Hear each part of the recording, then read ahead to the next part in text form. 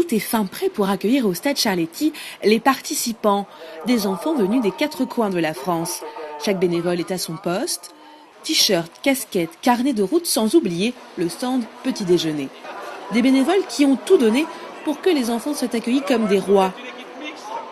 C'est le début d'une aventure inoubliable. Les enfants n'attendent plus que le top départ. Chaque équipe élabore un plan d'action, se repère sur la carte. Le City Raid Andros, c'est l'idée de Bruno Pomar, le président de l'association Raid Aventure. Le concept du City Raid Andros, il est simple, c'est une course d'orientation citoyenne civique qui s'adresse aux enfants de 10-13 ans. On permet à ces enfants de découvrir, à travers toute une journée, de découvrir leur ville, les institutions, la culture et l'histoire de sa ville. Ça y est, les enfants sont sur la ligne de départ et la pression monte.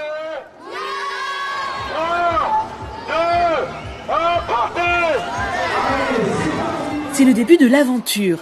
Et pour se déplacer dans la capitale, les enfants apprendront à utiliser les transports en commun, le moyen de sensibiliser chacun à la protection de l'environnement. Direction Notre-Dame, au cœur de Paris, sur l'île de la Cité. Là, 0. À partir du moment où je m'éloigne d'1 kilomètre, c'est 1 kilomètre en partant d'ici. D'accord ? Ok les petits gars ? C'est point 0 de France, voilà. L'hôtel des Invalides, la basilique du Sacré-Cœur qui surplombe Montmartre. Mais le savoir ne passe pas uniquement par la théorie, c'est aussi des rencontres. Rendez-vous place Beauvau, au ministère de l'Intérieur, le moment que tous les enfants attendaient. Bravo. Amusez-vous, profitez-en pour visiter un petit peu. Vous allez faire un tour là-bas. Ça vous intéresse les La police nationale, les pompiers, la police scientifique, la sécurité civile, le RAID, toutes ces unités sont là pour répondre aux questions de nos jeunes participants. Tu vas avoir le airbag qui va se déclencher, tu vois, comme j'ai montré tout à l'heure, j'ai une bonne de gaz. Un échange essentiel pour ces policiers. C'est absolument indispensable, surtout dans un pays comme la France, où on a des relations parfois distanciées avec les forces de sécurité au sens large, que les enfants connaissent des policiers, connaissent le métier des policiers, enfin et des gendarmes et des sapeurs-pompiers, les approchent, leur posent des questions, connaissent leur métier. C'est très très important, oui. Et le clou de cette étape, l'arrivée du ministre de l'Intérieur. C'est une rencontre et surtout une journée essentielle pour chacun de ces enfants. Marseille, va bien.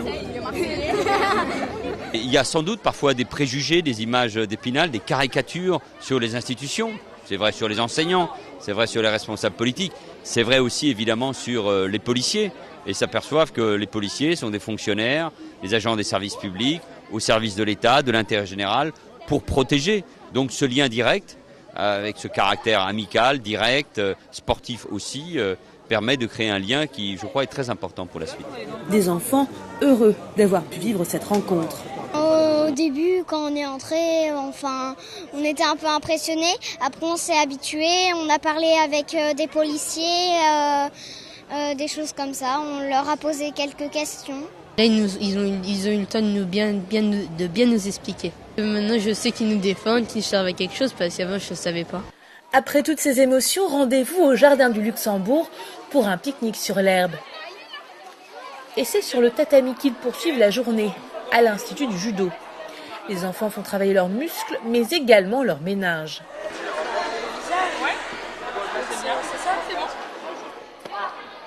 Des champions sont là pour leur faire partager leur passion.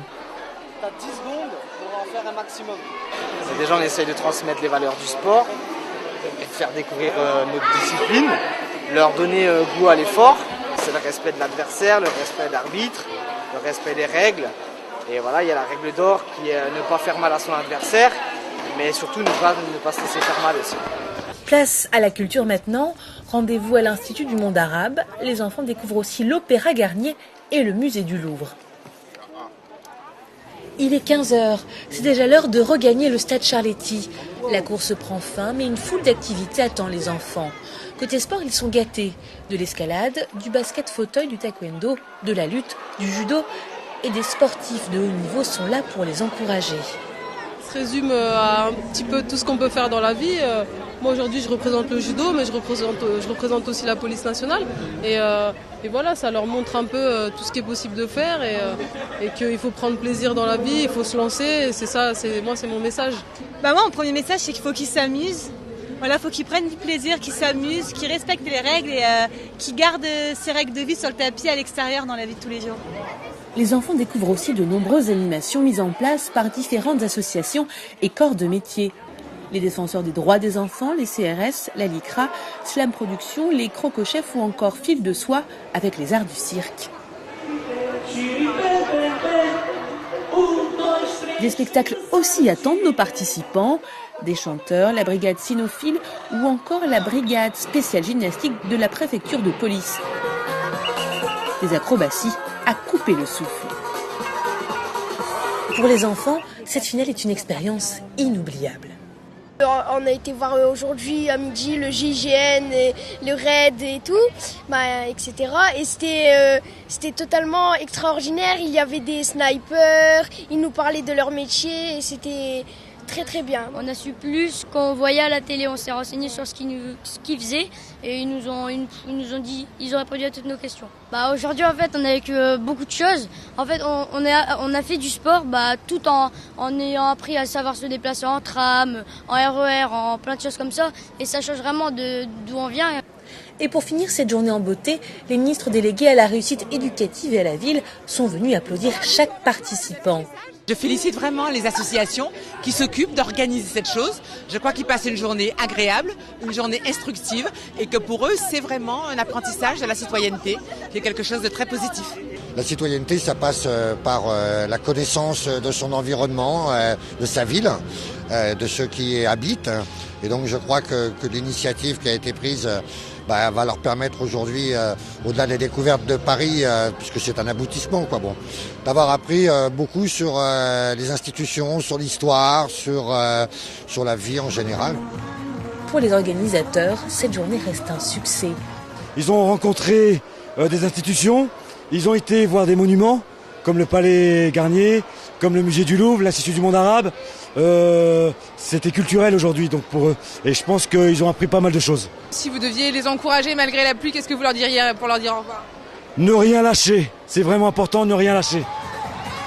Ce printemps, 20 000 enfants dans plus de 40 villes de France se sont lancés dans cette course d'orientation et 5 000 participants sont venus assister à la finale du City Raid Andros à Paris.